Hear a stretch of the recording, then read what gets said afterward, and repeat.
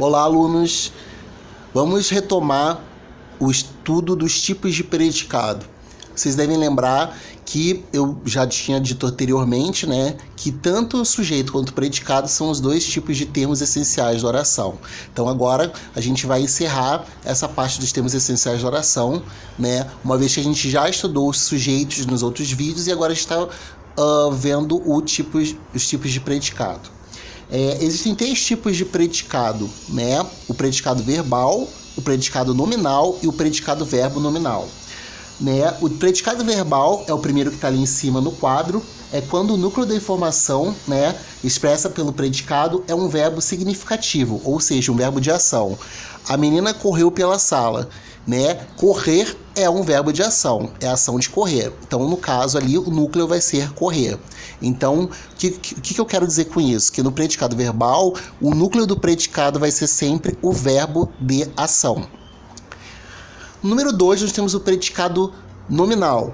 O predicado nominal é quando o núcleo da informação expressa pelo predicado é um nome, que a gente chama também de predicativo do sujeito. Nesse caso, o verbo não vai ser significativo, ele não vai ser a parte mais importante do predicado.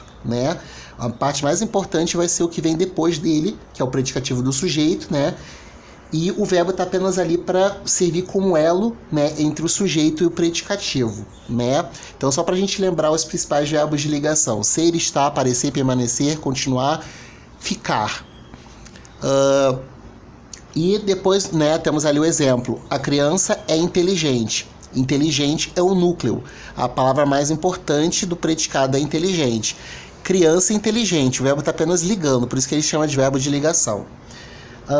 E o 3, nós temos o predicado verbo nominal. É quando o predicado contiver dois núcleos de informação. Um que é um verbo de ação e o outro que é um predicativo do sujeito. Então ali nós temos na última frase, o soldado voltou ferido da guerra. Então nós temos o núcleo verbal, que é o voltar, e o núcleo nominal, que é o ferido. Então, qual é o macetezinho aqui? O soldado voltou e, a gente pode colocar ali, ele estava ferido da guerra. Então, a gente sabe que voltar é um núcleo de ação, núcleo verbal, e o ferido é o núcleo nominal. Como ele tem dois núcleos, ele tem um núcleo que é o núcleo verbal e o núcleo nominal, a gente chama de predicado verbo nominal, justamente porque ele tem os dois núcleos ali, Então, a gente tem ali as duas palavras que são as bases do predicado na oração ali, do predicado verbo nominal, tá? Então, só para a gente retomar um pouquinho, o predicado verbal, ele possui verbo de ação, sim. Verbo de ligação, não. Possui predicativo do sujeito, não.